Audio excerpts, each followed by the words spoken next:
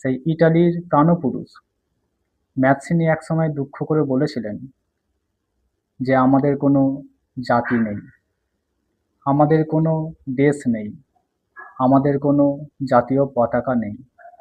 আমরা যে এক জায়গায় বসে কোনো বিষয় নিয়ে আলোচনা করব, সেই বিষয়বস্তুটাই নেই। এবং ইটালির এই ভৌগোলিক খণ্ডটা, ভৌগোলিক বিচ্ছিন্নতাকে তাচ্ছিল্য করে প্রিন্স মেটার্নিখ বলেছিলেন যে ইটালি একটি প্রদেশ অন্য প্রদেশের সঙ্গে লড়াই করছে, একটি জেলা অন্য জেলার সঙ্গে লড়াই করছে, একটি পরিবার অন্য পরিবারের সঙ্গে লড়াই করছে, এবং একটি মানুষ অন্য মানুষের সঙ্গে লড়াই করছে।